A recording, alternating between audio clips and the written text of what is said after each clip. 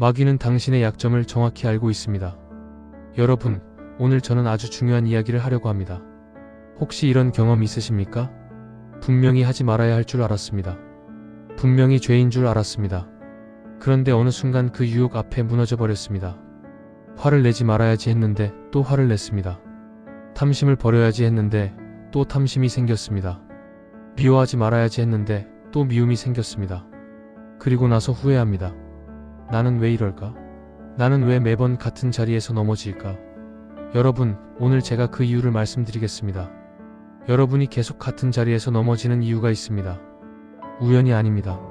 사탄의 전략입니다. 마귀는 여러분의 약점을 정확히 알고 있습니다. 마귀는 여러분이 어디서 무너지는지 알고 있습니다. 마귀는 수천 년 동안 인간을 연구해 왔습니다. 그래서 똑같은 패턴으로, 똑같은 방법으로 사람들을 무너뜨립니다. 베드로전서 5장 8절을 보겠습니다. 근신하라 깨어라 너희 대적 마귀가 오는 사자 같이 두루 다니며 삼킬 자를 찾나니. 여러분, 사자가 사냥할 때 어떻게 합니까? 무작정 덤비지 않습니다. 먼저 관찰합니다. 가장 약한 것을 찾습니다. 무리에서 뒤처진 것, 상처 입은 것, 어린 것을 노립니다. 그리고 정확한 타이밍에 덮칩니다. 마귀도 마찬가지입니다. 마귀는 여러분을 관찰하고 있습니다. 여러분의 약점을 분석하고 있습니다. 그리고 가장 취약한 순간에 공격합니다. 오늘 저는 사탄이 크리스천을 무너뜨리는 5단계 전략을 말씀드리겠습니다. 이 5단계를 알면 여러분은 더 이상 같은 자리에서 넘어지지 않을 것입니다. 마귀의 전략을 알면 그 전략을 무력화시킬 수 있습니다. 성경에 나오는 세 사람의 이야기를 함께 보겠습니다. 다윗, 삼손, 가룟, 유다. 이 세 사람은 모두 하나님의 사람이었습니다. 위대한 믿음의 사람이었습니다. 그런데 모두 사탄의 전략에 무너졌습니다. 이들이 무너진 패턴을 분석하면 우리는 사탄의 전략을 알 수 있습니다. 자, 지금부터 집중해서 들어주시기 바랍니다. 다윗의 추락 마이너스 영적 성공자가 무너지는 이유. 다윗은 어떤 사람이었나? 먼저 다윗의 이야기부터 살펴보겠습니다. 다윗은 이스라엘 역사상 가장 위대한 왕입니다. 하나님이 직접 내 마음에 합한 자라고 부르신 유일한 사람입니다. 사무엘상 13장 14절입니다. 여호와께서 그의 마음에 맞는 사람을 구하셨나니. 여러분, 생각해 보십시오. 하나님의 마음에 맞는 사람. 이보다 더 큰 칭찬이 어디 있겠습니까? 다윗은 어린 시절 골리앗을 물맹이 하나로 쓰러뜨렸습니다. 사울 왕에게 쫓겨다니면서도 하나님을 신뢰했습니다. 시편의 절반 이상을 기록한 찬양의 사람이었습니다. 다윗의 믿음이 얼마나 컸는지 시편을 통해 알 수 있습니다. 시편 23편 1절입니다.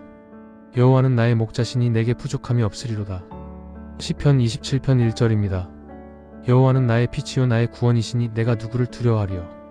이 정도의 신앙 고백을 할 수 있는 사람이 몇이나 되겠습니까? 다윗은 영적 거인이었습니다. 믿음의 챔피언이었습니다. 누가 봐도 무너질 것 같지 않은 사람이었습니다. 그런데 여러분, 바로 이런 사람이 무너졌습니다. 하나님의 마음에 합한 자가 간음죄와 살인죄를 저질렀습니다. 도대체 무슨 일이 있었던 걸까요? 다윗이 무너진 순간. 사무엘하 11장 1절을 보겠습니다. 이 구절이 아주 중요합니다.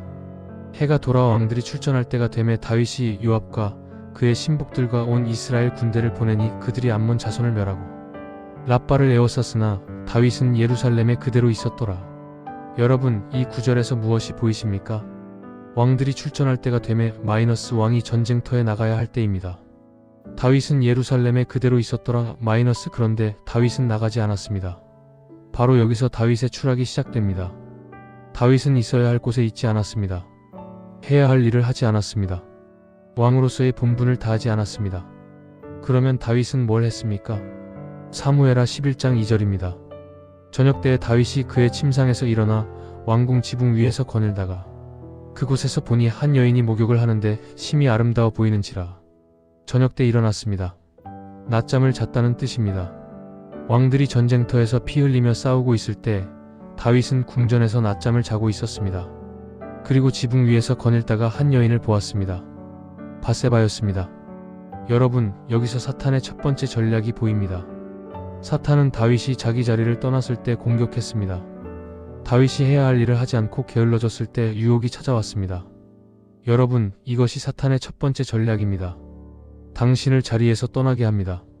당신이 해야 할 일을 하지 않게 만듭니다. 그리고 그 빈틈을 노립니다. 다윗이 밟은 5단계. 이제 다윗이 무너지는 과정을 단계별로 살펴보겠습니다. 1단계 보았다. 사무엘하 11장 2절입니다. 보니 한 여인이 목욕을 하는데 다윗은 보았습니다. 첫눈에 보는 것은 죄가 아닙니다. 우연히 눈에 들어온 것은 막을 수 없습니다. 그런데 문제는 계속 보았다는 것입니다. 시선을 거두지 않았습니다. 욥은 이렇게 말했습니다. 욥기 31장 1절입니다. 내가 내 눈과 언약을 세웠나니 어찌 처녀에게 주목하랴. 욥은 눈과 언약을 세웠습니다. 보지 않기로 결단했습니다. 다윗은 이 결단이 없었습니다. 2단계 알아보았다. 사무엘하 11장 3절입니다. 다윗이 사람을 보내 그 여인을 알아보게 하였더니 단순히 본 것으로 끝나지 않았습니다. 적극적으로 알아보았습니다. 사람을 시켜서 조사했습니다. 마음에 불순한 생각이 들어왔을 때 당장 끊어야 합니다. 그런데 다윗은 그 생각을 키웠습니다. 행동으로 옮기기 시작했습니다. 3단계 데려오게 했다. 사무엘하 11장 4절입니다. 다윗이 전령들을 보내 그 여인을 데려오게 하여 이제 행동으로 옮겼습니다. 사람을 보내서 밧세바를 궁으로 데려왔습니다. 여러분, 여기서 중요한 것이 있습니다. 다윗은 그 여인이 우리아의 아내라는 것을 이미 알고 있었습니다. 3절에 신하가 보고했습니다. 이는 햇사람 우리아의 아내 밧세바가 아니니까. 알면서도 데려왔습니다. 죄인 줄 알면서도 저질렀습니다. 4단계 동침했다. 사무엘하 11장 4절 후반부입니다. 그 여인이 그에게로 들어오매 그 여인과 동침하니라. 간음죄를 저질렀습니다. 10계명 중 제7계명을 어겼습니다. 하나님의 마음에 합한 자가 음행을 범했습니다. 5단계 은폐하려 했다. 밧세바가 임신했습니다. 다윗은 이것을 감추려고 했습니다. 우리아를 전쟁터에서 불러왔습니다. 집에 가서 아내와 동침하게 하려고 했습니다. 그러면 아이가 우리아의 아이로 보일 테니까요. 그런데 우리아는 충성스러운 군인이었습니다. 동료들이 전쟁터에서 싸우고 있는데 자기만 집에서 편히 쉴 수 없다고 했습니다. 다윗은 결국 우리아를 죽였습니다. 요압에게 편지를 보내서 우리아를 가장 치열한 전투의 최전선에 세우게 했습니다. 그리고 다른 군사들은 물러서게 했습니다. 우리아는 전사했습니다. 간음죄가 살인죄로 이어졌습니다. 여러분 보셨습니까? 다윗은 한 번에 추락하지 않았습니다. 단계별로 내려갔습니다. 보았다, 알아보았다, 데려왔다, 동침했다, 은폐하려 죽였다. 이것이 사탄의 전략입니다. 한 번에 큰 죄를 짓게 하지 않습니다. 작은 것부터 시작해서 점점 깊이 빠지게 합니다. 다윗의 추락에서 배우는 교훈. 다윗의 이야기에서 우리는 무엇을 배울 수 있습니까? 첫째, 영적 성공이 영적 안전을 보장하지 않습니다. 다윗은 골리앗을 이겼습니다. 사울의 손에서 살아남았습니다. 수많은 전쟁에서 승리했습니다. 그러나 가장 큰 적은 외부에 있지 않았습니다. 자기 안에 있었습니다. 여러분, 신앙생활 오래 하셨다고 방심하시면 안 됩니다. 많은 은혜 받으셨다고 자만하시면 안 됩니다. 사탄은 성숙한 성도도 무너뜨립니다. 아니, 성숙한 성도일수록 더 집요하게 공격합니다. 둘째, 게으름은 유혹의 문을 엽니다. 다윗은 전쟁터에 나가야 했습니다. 그런데 궁전에 남았습니다. 할 일이 없으니 한가롭게 지붕 위를 거닐었습니다. 바로 그때 유혹이 찾아왔습니다. 여러분, 바쁘게 주님의 일을 하고 계십니까? 아니면 한가롭게 세상 것을 바라보고 계십니까? 셋째, 작은 타협이 큰 추락으로 이어집니다. 다윗은 한번 쳐다본 것에서 시작했습니다. 그것이 알아보는 것으로, 데려오는 것으로, 동침하는 것으로, 살인하는 것으로 이어졌습니다. 야고보서 1장 15절입니다. 욕심이 잉태한 즉 죄를 낳고 죄가 장성한 즉 사망을 낳느니라. 욕심이 죄가 되고 죄가 사망이 됩니다. 처음에 끊지 않으면 점점 커집니다. 삼손의 몰락 마이너스 능력 있는 자가 무너지는 이유. 삼손은 어떤 사람이었나? 이제 삼손의 이야기를 살펴보겠습니다. 삼손은 구약시대 사사 중 한 명입니다.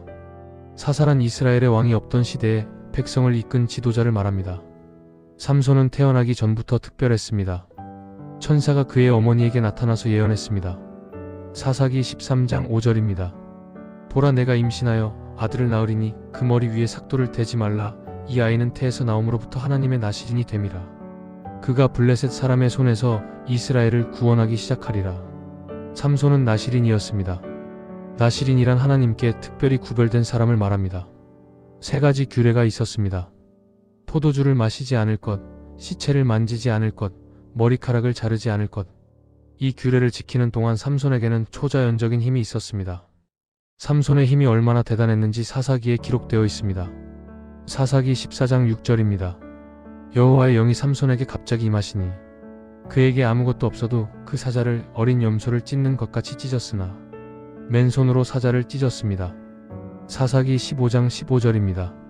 삼손이 나귀의 새 턱뼈 하나를 발견하고 손을 내밀어 그것을 잡고 그것으로 1000명을 죽였더라. 나귀 턱뼈 하나로 1000명을 죽였습니다. 사사기 16장 3절입니다. 삼손이 밤중에 자다가 일어나 그 성문과 두 설주와 빗장을 빼어 자기 어깨에 메고 헤브론 앞 산꼭대기에 올라갔더라. 성문과 기둥과 빗장을 통째로 뽑아서 메고 산꼭대기까지 올라갔습니다. 여러분, 삼손은 슈퍼맨 같은 사람이었습니다. 이런 능력을 가진 사람을 누가 무너뜨릴 수 있겠습니까? 그런데 이 강한 사람이 무너졌습니다. 한 여자에게 무너졌습니다. 삼손의 약점. 삼손은 강했지만 치명적인 약점이 있었습니다. 바로 여자였습니다. 삼손은 평생 3명의 여자에게 빠졌습니다. 첫 번째는 딥나의 블레셋 여인이었습니다. 사사기 14장에 나옵니다. 삼손은 부모의 반대에도 불구하고 이 여자와 결혼하려 했습니다. 결국 이 결혼은 비극으로 끝났습니다. 두 번째는 가사의 기생이었습니다. 사사기 16장 1절입니다. 삼손이 가사에 가서 거기서 한 기생을 보고 그에게로 들어갔더라. 세 번째가 들릴라였습니다. 그리고 이 여자가 삼손을 완전히 무너뜨렸습니다. 여러분, 사탄은 삼손의 약점을 정확히 알고 있었습니다. 삼손은 힘으로는 무너뜨릴 수 없었습니다. 전쟁으로는 이길 수 없었습니다. 그래서 사탄은 여자를 보냈습니다. 사탄은 정면으로 공격하지 않습니다. 약점을 노립니다. 가장 취약한 곳을 공격합니다. 여러분의 약점은 무엇입니까? 돈입니까? 명예입니까? 정욕입니까? 분노입니까? 사탄은 그것을 알고 있습니다. 그리고 그것을 통해 공격할 것입니다. 삼손과 들릴라. 사사기 16장 4-5절을 보겠습니다. 이후에 삼손이 소렉 골짜기에 사는 들릴라라 하는 여인을 사랑하며 블레셋 사람의 방백들이 그 여인에게로 올라와서 그에게 이르되 삼손을 깨어 그의 큰 힘이 어디로 말미암아 나는지와 우리가 어떻게 하면 그를 이기어 결박하여 곤고하게 할 수 있을는지 알아보라. 그리하면 우리가 각각은 1000백을 내게 주리라. 블레셋 방백들이 들릴라에게 돈을 주고 삼손의 비밀을 알아내라고 했습니다. 들릴라는 삼손을 사랑한 것이 아니었습니다. 돈 때문에 삼손 곁에 있었습니다. 그런데 삼손은 이것을 몰랐습니다. 아니, 알면서도 무시했습니다. 들릴라가 물었습니다. 당신의 큰 힘이 어디에 있으며 무엇으로 당신을 결박하여 곤고하게 할 수 있는지 말해주세요. 여러분, 이 질문을 들으면 뭔가 이상하다고 느껴야 정상입니다. 사랑하는 사람이 어떻게 하면 당신을 무력화시킬 수 있는지 알려주세요 라고 물으면 그것은 사랑이 아닙니다. 그런데 삼손은 눈이 멀었습니다. 정욕의 눈이 멀어서 위험 신호를 보지 못했습니다. 삼손은 3번이나 거짓말을 했습니다. 7줄의 푸른 칙으로 묶으면 힘이 없어진다. 들릴라가 묶었습니다. 블레셋 사람들이 오는구나. 삼손이 깼습니다. 아무 일도 없었습니다. 거짓말이었으니까요. 두 번째도 세 번째도 같았습니다. 거짓 비밀을 말하고 들릴라가 시험하고 삼손이 풀어냈습니다. 여러분, 상식적으로 생각해 보십시오. 3번이나 같은 일이 반복되면 이 여자가 나를 팔아넘기려 한다는 것을 알아야 합니다. 그런데 삼손은 떠나지 않았습니다. 왜요? 정욕에 취해 있었기 때문입니다. 쾌락에 중독되어 있었기 때문입니다. 사사기 16장 15-17절입니다. 들릴라가 삼손에게 이르되 당신의 마음이 내게 있지 아니하면서 어찌 나를 사랑한다 하느냐. 당신이 이와 같이 3번이나 나를 조롱하고 당신의 큰 힘이 무엇으로 말미암아 나는지 내게 말하지 아니하였도다 하며 날마다 그 말로 그를 재촉하여 졸음에 삼손이 그 마음이 번민하여 죽을 지경이라 그가 그에게 자기의 마음을 다 말하여 이르되 내 머리 위에는 삭도를 대지 아니하였나니 이는 내가 모태에서부터 하나님의 나실인이 됨이라. 만일 내 머리가 밀리면 내 힘이 내게서 떠나고 나는 약해져서 다른 사람과 같으리라. 결국 삼손은 비밀을 말했습니다. 들릴라의 끈질긴 압박에 넘어갔습니다. 그날 밤 들릴라는 삼손을 재우고 그의 머리카락을 밀었습니다. 사사기 16장 20절입니다. 그가 말하되 내가 전과 같이 나가서 몸을 떨리라 하였으나 여호와께서 자기에게서 떠난 것을 알지 못하였더라. 여러분, 이 구절이 가장 무섭습니다. 여호와께서 자기에게서 떠난 것을 알지 못하였더라. 삼손은 힘이 있는 줄 알았습니다. 전과 같이 힘을 쓰면 될 줄 알았습니다. 그런데 아무것도 할 수 없었습니다. 하나님이 떠나셨기 때문입니다. 블레셋 사람들이 삼손을 잡았습니다. 그의 눈을 뽑았습니다. 노수의 사슬로 결박했습니다. 감옥에서 맷돌을 돌리게 했습니다. 여러분, 사자를 맨손으로 찢던 삼손이 맷돌을 돌리고 있습니다. 1000명을 죽이던 삼손이 눈이 뽑혀 감옥에 있습니다. 어떻게 이렇게 됐습니까? 자기 약점을 지키지 못했기 때문입니다. 삼손의 몰락에서 배우는 교훈. 삼손의 이야기에서 우리는 무엇을 배울 수 있습니까? 첫째, 은사가 있다고 해서 안전한 것이 아닙니다. 삼손에게는 초자연적인 힘이 있었습니다. 하나님께서 주신 특별한 은사였습니다. 그러나 그 은사가 그를 지켜주지 못했습니다. 여러분, 은사 받으셨다고 자만하지 마십시오. 능력 있다고 교만하지 마십시오. 은사는 사명을 위해 주신 것이지 안전장치가 아닙니다. 둘째, 반복되는 유혹에 점점 무감각해집니다. 삼손은 첫 번째 블레셋 여인에게서 교훈을 얻었어야 합니다. 기생에게 갔을 때 정신을 차렸어야 합니다. 들릴라가 3번이나 함정을 팠을 때 떠났어야 합니다. 그런데 그러지 않았습니다. 점점 무감각해졌습니다. 죄도 마찬가지입니다. 처음에는 양심이 찔립니다. 두 번째는 덜 찔립니다. 세 번째는 무감각해집니다. 그러다가 결국 무너집니다. 셋째, 하나님이 떠나셔도 모를 수 있습니다. 삼손은 여호와께서 떠나신 것을 몰랐습니다. 자기가 아직 괜찮다고 생각했습니다. 힘이 있는 줄 알았습니다. 여러분, 이것이 가장 무서운 상태입니다. 하나님이 떠나셨는데 그것을 모르는 것. 죄 가운데 있으면서 괜찮다고 생각하는 것. 혹시 지금 여러분이 그런 상태는 아니십니까? 가룟 유다의 배신 마이너스 예수님 곁에 있어도 무너지는 이유. 가룟 유다는 어떤 사람이었나? 이제 가룟 유다의 이야기를 살펴보겠습니다. 유다는 예수님의 12 제자 중 한 명이었습니다. 3년 동안 예수님과 함께 다녔습니다. 예수님의 말씀을 직접 들었습니다. 예수님의 기적을 눈앞에서 보았습니다. 유다는 제자들 중에서 돈괴를 맡았습니다. 재정 담당이었습니다. 이것은 다른 제자들이 유다를 신뢰했다는 뜻입니다. 여러분, 생각해 보십시오. 유다는 예수님과 함께 식사했습니다. 예수님과 함께 잠을 잤습니다. 예수님과 함께 다녔습니다. 이보다 더 좋은 환경이 어디 있겠습니까? 그런데 유다는 예수님을 팔아넘겼습니다. 마태복음 26장 14-16절입니다. 그때 12 중에 하나인 가룟 유다라 하는 자가 대제사장들에게 가서 말하되, 내가 예수를 너희에게 넘겨주리니 얼마나 주려느냐 하니 그들이 은 30을 주기로 하더라. 그가 그때부터 예수를 넘겨줄 기회를 찾더라. 은 30. 당시 노예 한 명의 가격이었습니다. 유다는 예수님을 노예값에 팔아넘겼습니다. 3년을 함께한 스승을, 하나님의 아들을 고작 은 30에 넘겼습니다. 왜요? 무엇이 유다를 이렇게 만들었습니까? 유다의 진짜 문제. 많은 사람들이 유다가 돈 때문에 예수님을 팔았다고 생각합니다. 물론 돈이 요인이었습니다. 하지만 그것만은 아닙니다. 유다의 근본적인 문제는 무엇이었습니까? 첫째, 유다는 예수님을 따랐지만 마음은 바뀌지 않았습니다. 요한복음 12장 4-6절을 보겠습니다. 마리아가 예수님께 값비싼 향유를 부었을 때 유다가 말했습니다. 제자 중 하나로서 예수를 잡아줄 가룟 유다가 말하되, 이 향유를 어찌하여 300데나리온에 팔아 가난한 자들에게 주지 아니하였느냐 하니, 이렇게 말함은 가난한 자들을 생각함이 아니요 그가 도둑이라 돈괴를 맞고 거기 넣는 것을 훔쳐가미러라. 여러분, 유다는 3년 동안 예수님을 따랐습니다. 그런데 여전히 도둑질을 하고 있었습니다. 예수님 곁에 있었지만 마음은 변하지 않았습니다. 둘째, 유다는 예수님께 실망했습니다. 유다는 아마도 예수님이 이스라엘의 정치적 왕이 되실 거라고 기대했을 것입니다. 로마를 몰아내고 이스라엘을 회복하실 거라고 생각했을 것입니다. 그런데 예수님은 그런 분이 아니셨습니다. 예수님은 겸손하게 사람들을 섬기셨습니다. 권력을 잡으려 하지 않으셨습니다. 유다의 기대와 예수님의 실제 모습이 달랐습니다. 유다는 실망했습니다. 여러분, 여기서 중요한 교훈이 있습니다. 우리가 예수님을 따르는 이유가 무엇입니까? 축복받으려고? 성공하려고? 문제 해결하려고? 만약 그렇다면 기대와 다를 때 우리도 유다처럼 될 수 있습니다. 셋째, 유다는 회개의 기회를 놓쳤습니다. 예수님은 유다에게 여러 번 기회를 주셨습니다.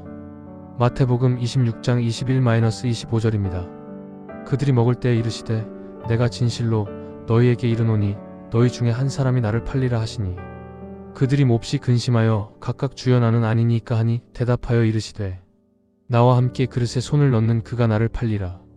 예수를 파는 유다가 대답하여 이르되 랍비어 내니까 하니 이르시되 내가 말하였도다 하시니라. 예수님은 유다가 자신을 팔 것을 아셨습니다. 그럼에도 최후의 만찬에 유다를 함께 앉게 하셨습니다. 유다에게 빵을 주셨습니다. 마지막까지 기회를 주신 것입니다. 그러나 유다는 회개하지 않았습니다. 요한복음 13장 27절입니다. 그가 그 조각을 받은 후 곧 사탄이 그 속에 들어간지라. 조각을 받고 나간 그 순간 사탄이 유다에게 들어갔습니다. 사탄이 유다를 사용한 방법. 누가복음 22장 3절을 보겠습니다. 12 중에 하나인 가룟이라 하는 유다에게 사탄이 들어가니. 여러분, 사탄이 유다에게 들어갔습니다. 유다는 사탄의 도구가 되었습니다. 그런데 사탄이 갑자기 들어간 것이 아닙니다. 유다가 문을 열어준 것입니다. 탐심이 문을 열었습니다. 실망이 문을 열었습니다. 회개하지 않은 마음이 문을 열었습니다. 에베소서 4장 27절입니다. 마귀에게 틈을 주지 말라. 마귀에게 틈을 주면 마귀가 들어옵니다. 유다는 틈을 주었습니다. 3년 동안 조금씩 틈을 벌렸습니다. 그리고 결국 사탄이 완전히 들어왔습니다.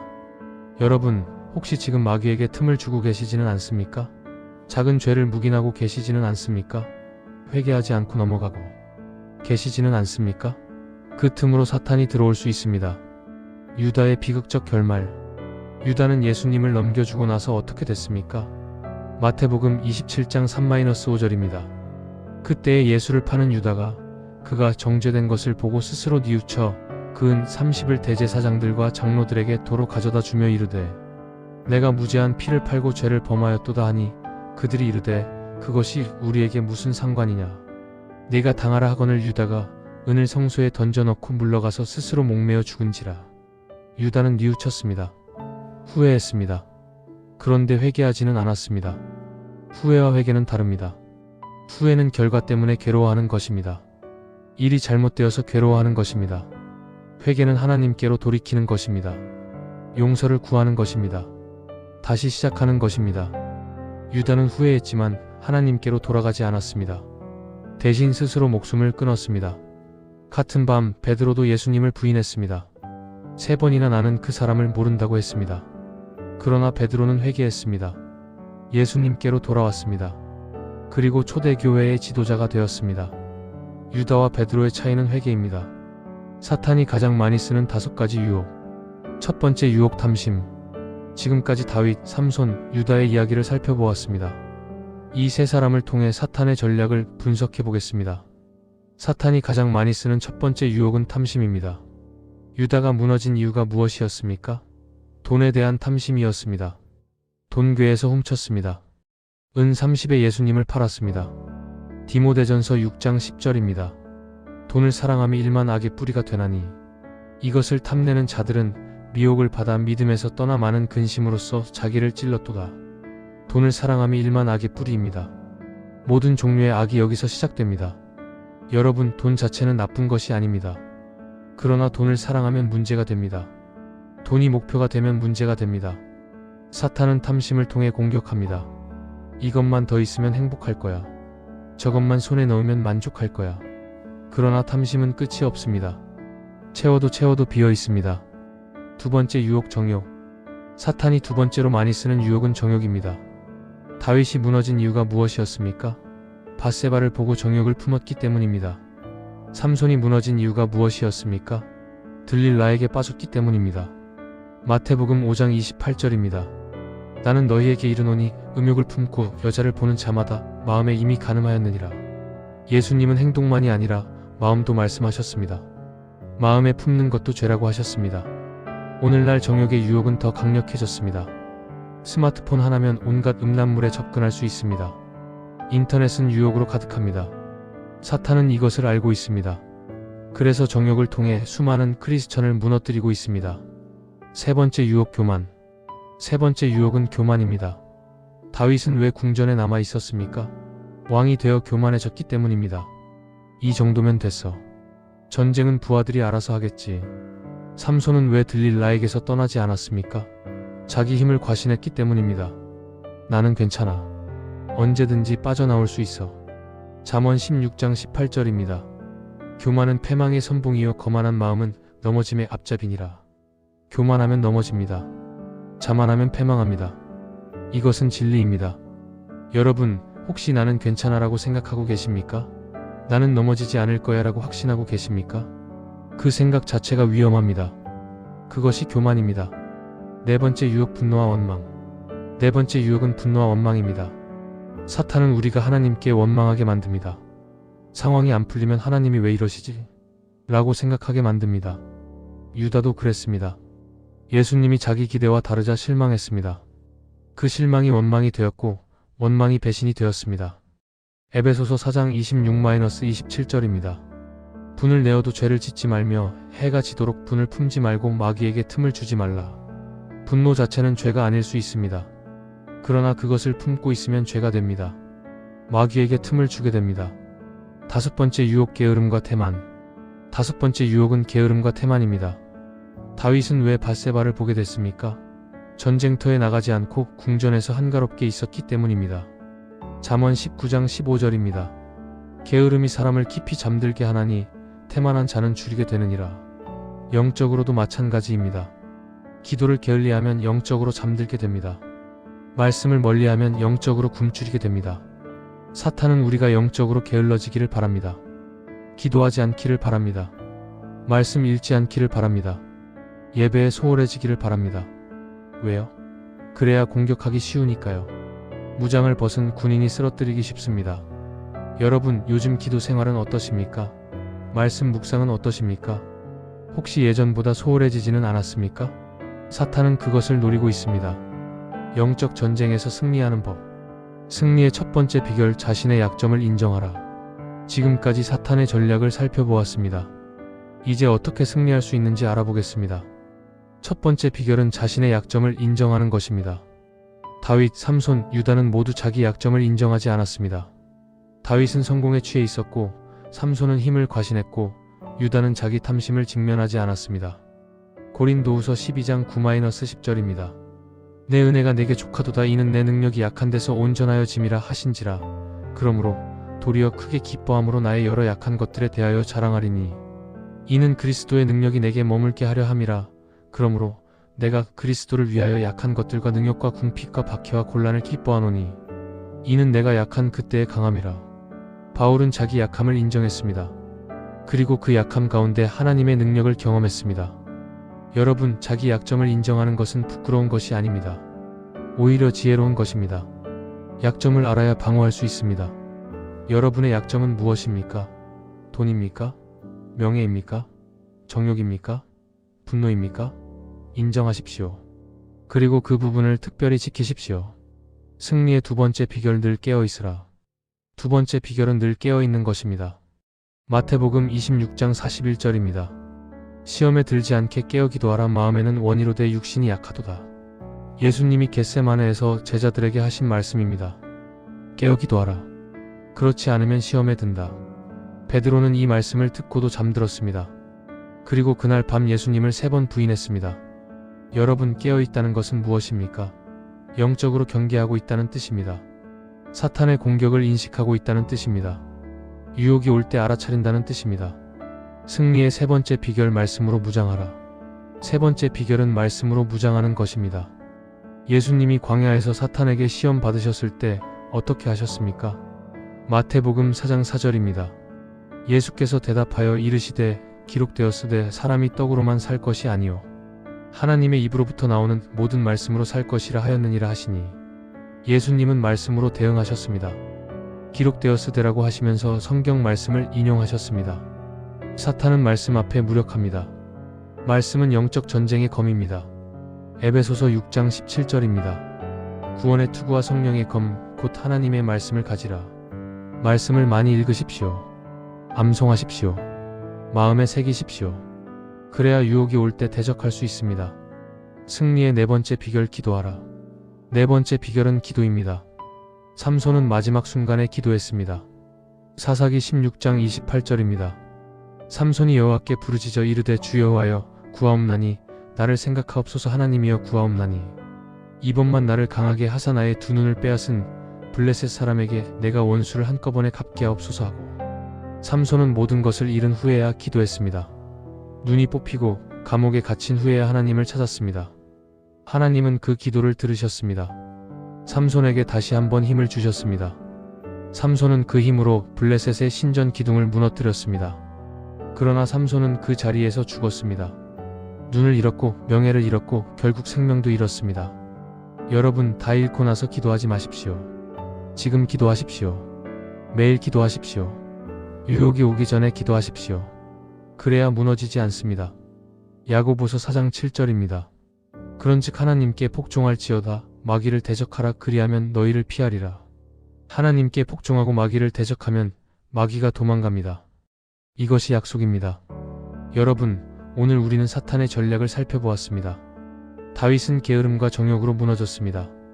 삼손은 자기 약점을 지키지 못해 무너졌습니다. 유다는 탐심과 실망으로 무너졌습니다. 이 세 사람은 모두 위대한 사람이었습니다. 하나님의 사람이었습니다. 그런데 사탄의 전략에 무너졌습니다. 사탄은 지금도 똑같은 전략을 씁니다. 탐심, 정욕, 교만, 분노, 게으름. 이 5가지로 수많은 크리스천을 무너뜨리고 있습니다. 그러나 여러분, 두려워하지 마십시오. 요한일서 4장 4절입니다. 자녀들아, 너희는 하나님께 속하였고 또 그들을 이기었나니 이는 너희 안에 계신 이가 세상에 있는 자보다 크심이라. 우리 안에 계신 분이 세상에 있는 자보다 크십니다. 우리 안에 성령님이 계십니다.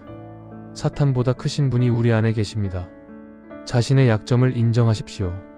늘 깨어 있으십시오. 말씀으로 무장하십시오. 기도하십시오. 그러면 여러분은 영적 전쟁에서 승리할 것입니다. 다윗처럼 무너지지 않을 것입니다. 삼손처럼 모든 것을 잃지 않을 것입니다. 유다처럼 비극적인 결말을 맞지 않을 것입니다. 오히려 바울처럼 고백하게 될 것입니다. 디모데후서 4장 7절입니다. 나는 선한 싸움을 싸우고 나의 달려갈 길을 마치고 믿음을 지켰으니 선한 싸움을 싸우십시오. 달려갈 길을 마치십시오. 믿음을 지키십시오. 하나님께서 여러분을 승리하게 하실 것입니다. 기도하겠습니다. 구독과 좋아요 꼭 눌러주세요. 감사합니다.